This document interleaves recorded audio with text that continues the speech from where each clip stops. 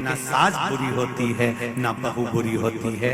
सास नहीं चाहती कि मैं कोई अपशब्द बोलूं, वही बहू भी नहीं चाहती कि कोई अपशब्द बोलूं, पर ललाट पर जब कर्म गति उल्टी पड़ती है तो अपने आप जिह्वा से अपशब्द निकल ही देती है। यह कर्म गति। अब ऐसे समय पर क्या करोगे आप?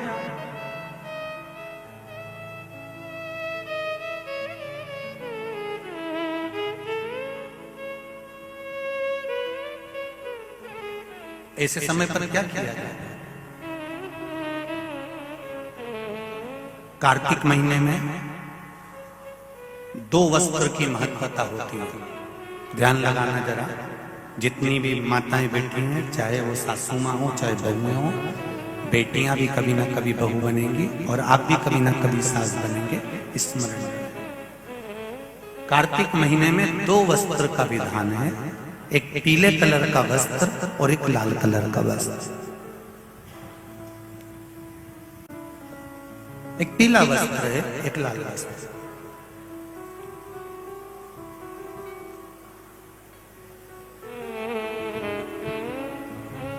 आज देवउठनी एकादशी है। ऐसी कोई माता नहीं होगी जो अपने घर में तुलसी जी का पूजन नहीं करे।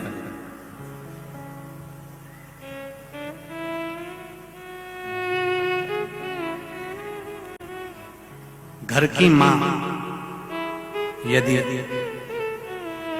आज देवउठनी एकादशी के दिन लाल वस्त्र, बैकुंठ, वैसे तो पचवीगन का महत्व बताया गया है स्कंद पुराण में, जो 5 दिन पीछे के होते हैं।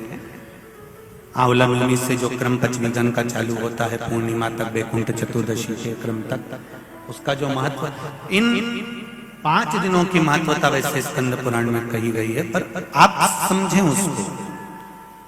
लाल वस्त्र अगर कार्तिक महीने में तुलसा महारानी पर ओढ़ाया जाता है और वही वस्त्र बाद में रख लिया जाता है संभाल कर, तो उस घर में किसी कर्म गति के कारण भी अगर अपशब्द निकल रहे होते हैं तो वो अपशब्द वो वस्त्र रोक लेता है। वो वस्त्र रोकता है। कौन सा वस्त्र? लाल वस्त्र।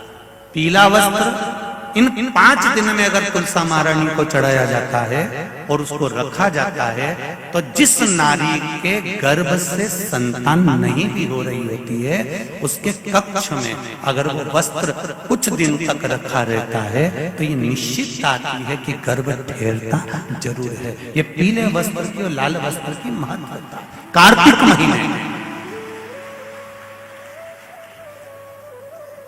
अब कई माताएं कहती हैं कि हमारे पास में लाल वस्त्र नहीं है, हमारे पास में इतना नहीं है, तो लाल कलर का लच्छा भी तो आता है, नाड़ा। बोलो आता है कि नहीं आता? लाल तुम्हारे घर में सिलाई करने का लाल कलर का धागा तो होगा ना कि नहीं होगा? लाल कलर का लच्छा तो होगा, नहीं होगा सफेद कलर का धागा तो होगा, उसको कंकु में लाल कर। पर उस वस्त्र की महत्वता को हम समझें।